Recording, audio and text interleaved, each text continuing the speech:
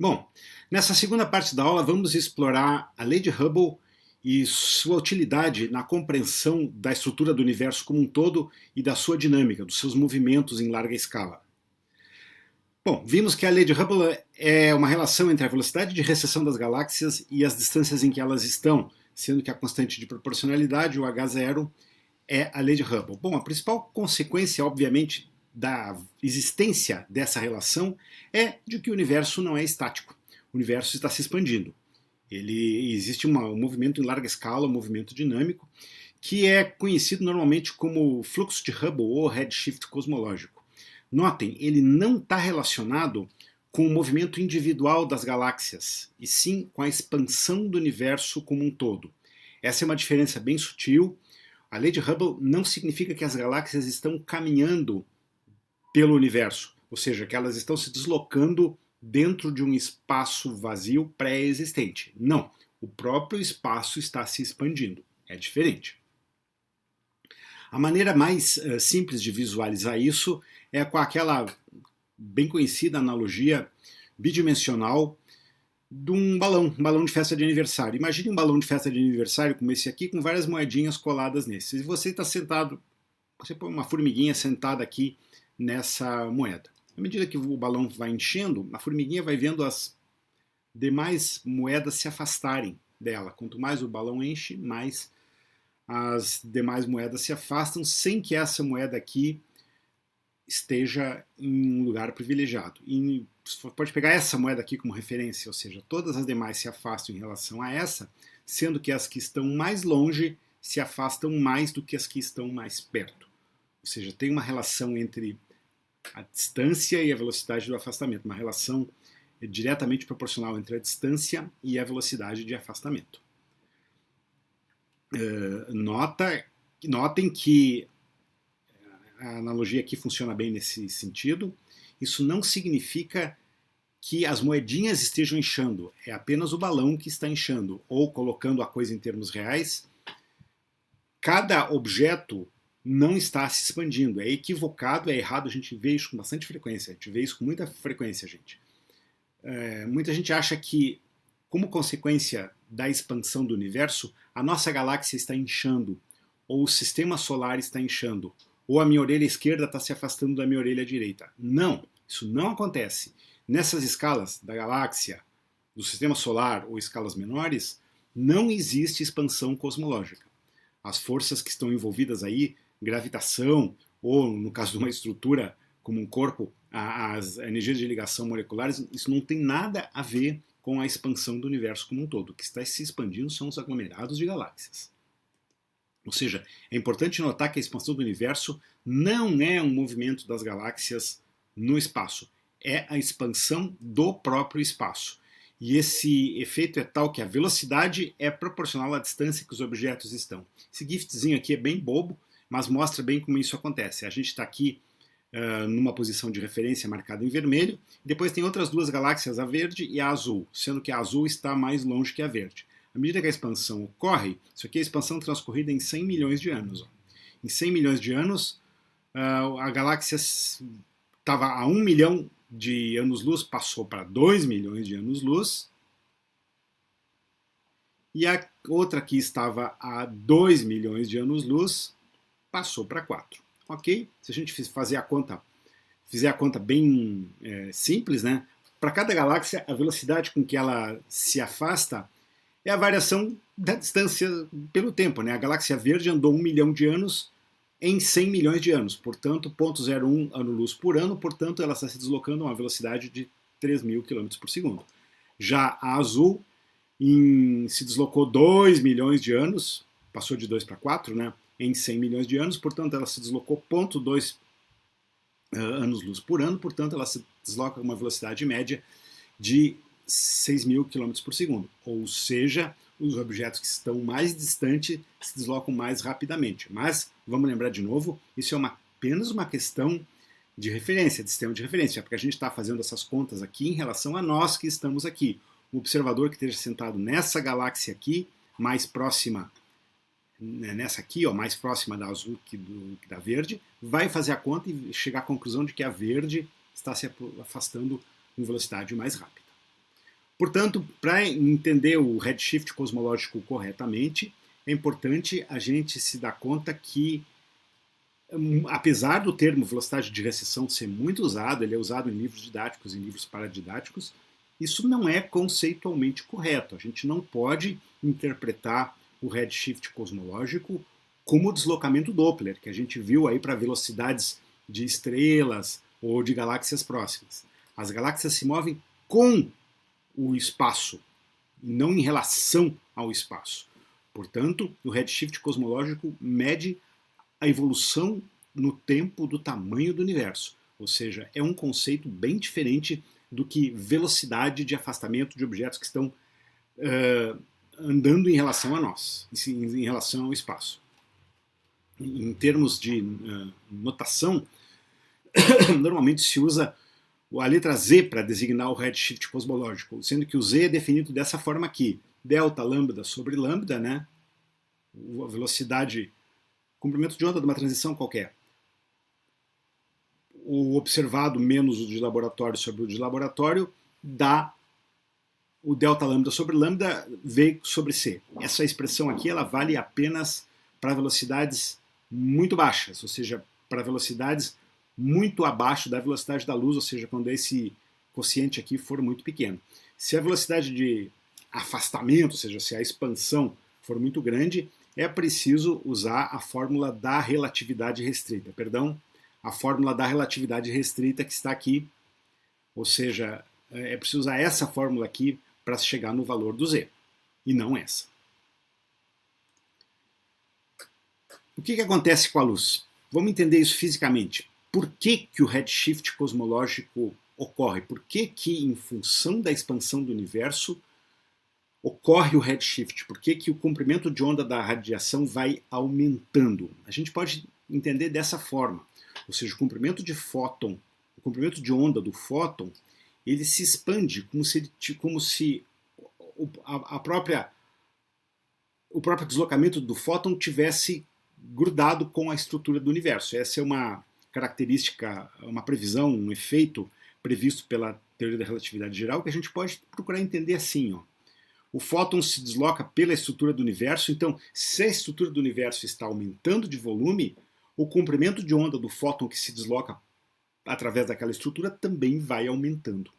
Essa é a interpretação correta do redshift cosmológico, ou seja, ele é uma consequência da expansão do universo. Não é que as galáxias estejam caminhando dentro de um espaço vazio pré-existente. Estou me repetindo porque esse conceito é muito importante. Ou seja, o redshift cosmológico de um fóton mede o quanto o universo se expandiu desde que esse fóton foi emitido, enquanto ele está viajando. Ora, essa questão, vamos procurar entender isso direito. Por exemplo, imagine um quasar com Z igual a 5, muito distante, Z igual a 5. Que tamanho tinha o universo quando o quasar emitiu essa luz?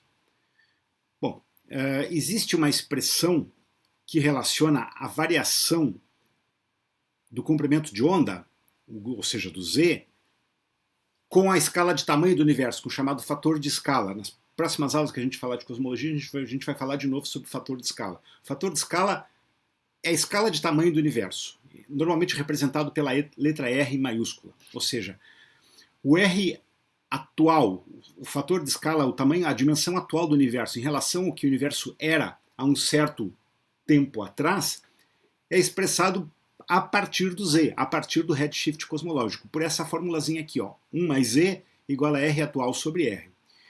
Vamos pegar aquele quasar aqui com Z igual a 5. Se a gente colocar o Z colocar 5 aqui nessa fórmula aqui, 1 mais 5 dá 6.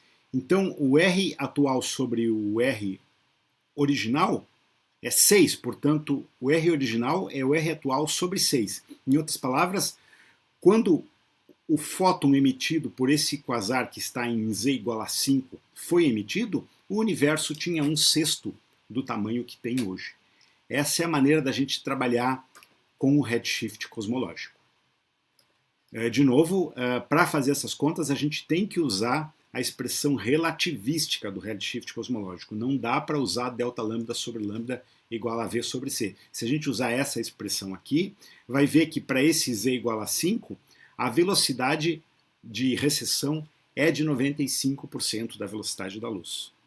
Você deve estar pensando o que acontece quando chegar na velocidade da luz. Qual é o Z que corresponde à velocidade da luz? Já vou contar o fim da história. Isso aí define o limite do universo observável. Vejam que essa questão das distâncias passou a ser ambígua. Vamos fazer duas perguntas. Primeiro, qual a distância que estava uma galáxia quando a mesma emitiu a luz que a gente está observando aqui agora? E qual é a distância atual dessa galáxia?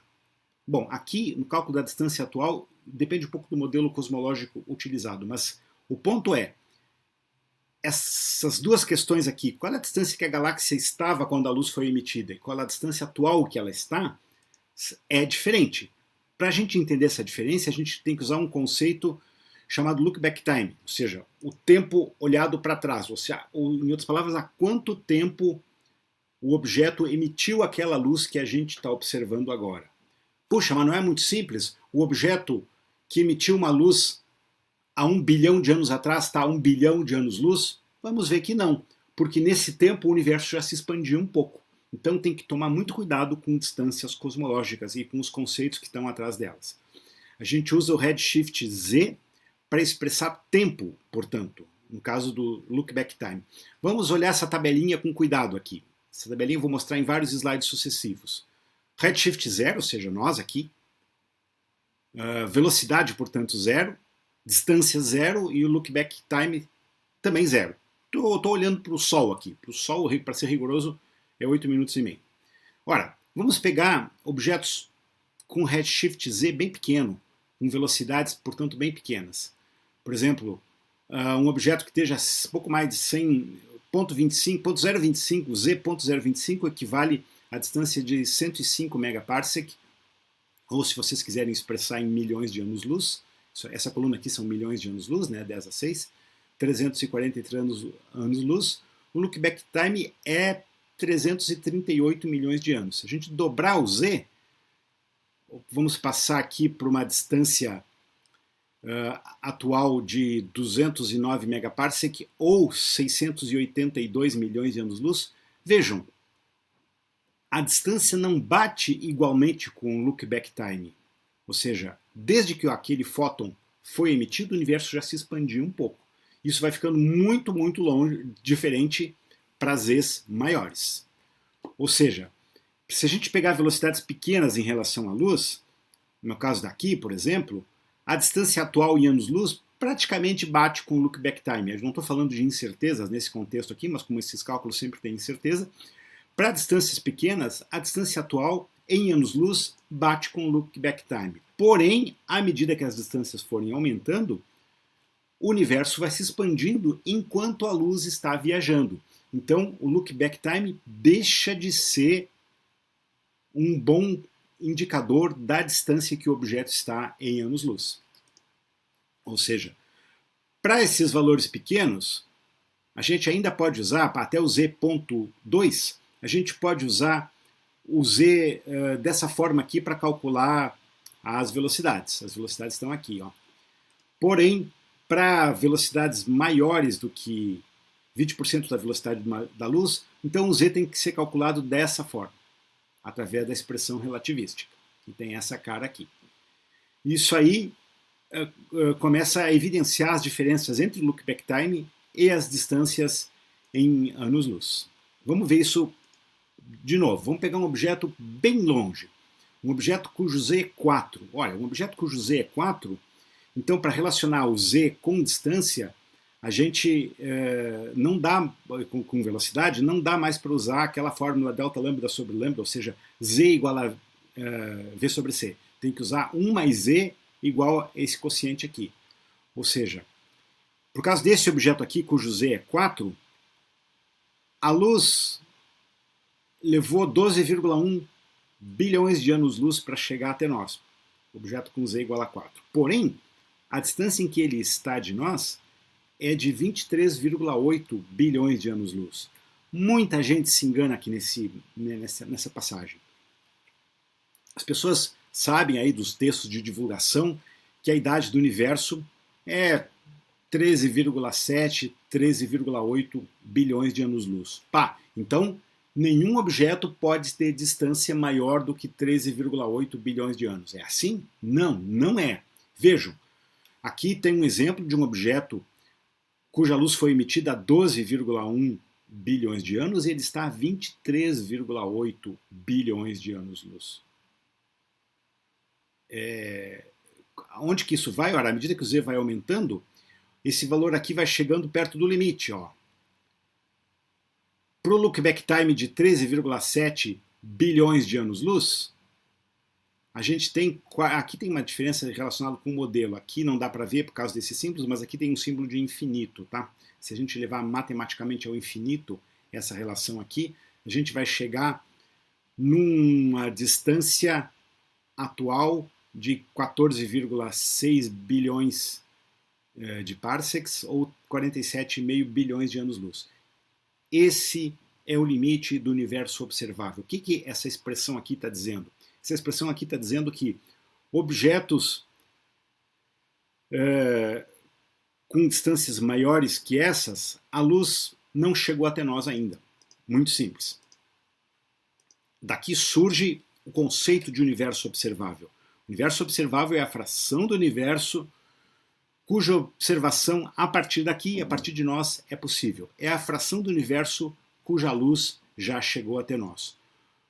Para chegar ao tamanho do universo observável, o raio do universo observável, obviamente o raio é centrado em nós por construção, o raio do universo observável é a distância percorrida por um fóton num dado intervalo de tempo, desde a expansão do universo, é a máxima distância possível que esse fóton conseguiu chegar.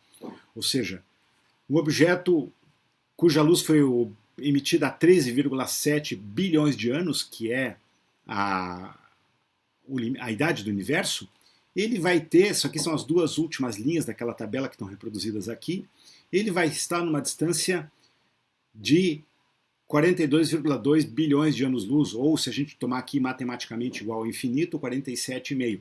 O valor que a gente normalmente encontra na literatura para o raio, limite do universo observável, é em torno de 46 bilhões de anos-luz, entre 46 e 47 bilhões de anos-luz. Esse é o raio do universo observável para um objeto cujo look-back time seja 13,7, 13,70 e poucos bilhões de anos. Eu vou repetir a mesma tabela aqui está a mesma tabela de novo para fazer um exemplozinho. Vamos pegar um quasar com Z igual a 2. Aqui, Z igual a 2. Z igual a 2, e vamos dizer que ele foi observado com magnitude aparente M minúscula, portanto, magnitude aparente 23. Vamos fazer umas continhas com ele. A distância atual que esse quasar aqui está, aqui está ele. Não, perdão, aqui. Z igual a 2. Z igual a 2. 5.250 megaparsecs, ou 5,25 gigaparsecs. Ora, se a gente usar aquela expressão entre o tamanho e o redshift, 1 mais Z igual a o fator de escala atual e o fator de escala original, 1 mais Z igual a R atual sobre R, para Z igual a 2, a gente vai ter que o R atual sobre R é igual a 3. Portanto, as distâncias atuais são 3 vezes maiores do que as distâncias quando a luz desse objeto foi emitida. Vejam, esse objeto, a luz dele foi emitida há 10,3 bilhões de anos atrás, quando o universo tinha apenas 3,5 bilhões de anos. Ou seja, se a gente fizer essa continha aqui, vai ver que, basta dividir por 3 esse valor aqui, né, vai ver que o universo era bem menor, portanto, esse objeto que agora está a 5,25 gigaparsecs estava a 1,75 gigaparsec quando a luz foi emitida. Da mesma forma, a gente pode calcular a luminosidade, de novo usando a expressão do módulo de distância, bem conhecida. Quando eu introduzi essa expressão, eu falei que ela era muito, muito utilizada, aqui tem outra utilização. Magnitude aparente 23, então eu posso daqui obter a magnitude absoluta e transformar ela em luminosidade. A magnitude absoluta é menos 18,22, se a gente usar essa distância aqui, né, e acertar as unidades. Magnitude absoluta menos 18, se a gente transformar a magnitude absoluta, usando a magnitude absoluta do Sol, que a gente conhece, e a gente pode já obter a luminosidade, e vai chegar à conclusão de que esse objeto, esse quasar, na verdade tem luminosidade de 1,57 bilhões de luminosidades solares, em torno de 1,57 vezes 10 a 9 luminosidades solares. As contas são muito simples, as contas que estão aqui são muito simples, vocês podem reproduzir, sugiro que reproduzam em casa. E o que a gente fez? A gente simplesmente mediu o Z desse quasar. Como é que eu medi esse Z desse quasar? Usando o delta, não o delta lambda sobre lambda igual a V sobre C, mas usando 1 mais Z igual à expressão relativística. Medi a magnitude aparente com um fotômetro, fiz as contas, eu vi aqui dessa tabelinha que a distância atual é essa, né? O resto eu fiz as contas. O resto eu fiz as contas, são contas muito simples de fazer. Aqui, tudo isso para esse quasar que está aqui. Bom, outra implicação importante da lei de Hubble. A lei de Hubble está relacionada com as distâncias, isso a gente já viu. A velocidade é igual a hd, né, h0d. Mas ela é muito mais do que uma relação entre velocidades e distâncias. Tem tempo envolvido nessa história, isso é fundamental. Tem tempo envolvido nessa história. Esse tempo é o chamado tempo de Hubble. Vamos ver isso para encerrar essa aula. Ou seja, se a gente assumir que a expansão do universo, que a taxa de expansão é constante, vamos procurar responder essa pergunta. Quanto tempo levou para que as galáxias chegassem à configuração atual do universo? Ou seja, quanto tempo transcorreu desde que elas estavam todas juntas? É fazer a conta ao contrário. Ora, a lei de Hubble V igual a h0d. A gente pode usar a própria lei de Hubble para fazer essa estimativa. Muito simples. Olha aqui, ó. O tempo é distância sobre velocidade. Isso é cinemática lá do ensino médio. Mas eu posso expressar a velocidade a partir daqui, ó. A velocidade eu posso expressar como h0d. Então eu posso botar a velocidade aqui embaixo e fica essa expressão aqui para chegar no tempo, fica a distância sobre h0d. Se eu cortar a distância em cima e embaixo, eu posso expressar o tempo transcorrido e com o inverso do valor da constante de Hubble. Parece simples, e é simples, mas o conceito que está atrás é muito profundo, ou seja, o inverso da constante de Hubble é uma medida do tempo transcorrido desde que o universo se formou, ou seja, desde que as distâncias estavam zeradas, na verdade. Ou seja, vamos pegar o tempo igual a 1 sobre o valor atual da constante de Hubble. Se eu fizer as contas corretamente, eu chego em 13,7 bilhões de anos. É muito simples. Como é que eu faço essa conta? É muito simples. Olha, aqui está a constante de Hubble nessas unidades. Quilômetro por segundo por megaparsec. Transforme esse valor aqui não em quilômetros por segundo por megaparsec, mas passem esse megaparsec para quilômetro. Para ter quilômetro e quilômetro. Aí vocês cortam quilômetro com quilômetro e chega um tempo que obviamente vai estar em segundos, porque vocês estão operando em segundos. Passem isso aqui para anos, para giga-anos, e vão, aqui estão as constantes todas, ó, e vocês vão ver que o inverso da constante de Hubble é uma medida da idade do universo. Isso significa, é isso que a lei de Hubble também está dizendo, que há 13,7 bilhões de anos atrás, todas as galáxias estavam reunidas, ou seja, não existia distância separando elas, em t igual a 0. Esse ponto, obviamente, chama-se de singularidade, é a origem do universo, o Big Bang, ele se expandiu. Atenção, o ponto consistia na matéria e no espaço. É equivocado achar que a expansão do universo significa a matéria se expandindo dentro de um espaço vazio pré-existente. Não, a matéria e o espaço se expandem. Isso não é intuitivo, precisa refletir um pouquinho para entender corretamente. Mas o ponto é esse. Ou seja, os 13,7 bilhões de anos obtidos pelo inverso da constante de Hubble são uma estimativa da idade do universo. Isso significa o quê? Significa... bom, tem algumas ressalvas, né? Primeiro, o valor da constante de Hubble não é conhecido com exatidão. Ele tem um erro. Falei para vocês, no mínimo 5%, sendo mais conservador aí entre 5% e 10%. E a gente está assumindo que a velocidade de expansão é constante. Hoje já se sabe, através do conceito de energia escura, a gente vai falar disso na próxima aula, que a aceleração do universo não é, a expansão do universo não é constante, ela está acelerando. Mas o que é mais importante a reter é que esses resultados obtidos da lei de Hubble mostram de maneira incontestável de que a unidade do universo é finita. O universo teve um começo e esse começo a gente chama de Big Bang e é sobre isso que vamos falar nas próximas aulas. E aqui termina a segunda parte dessa aula.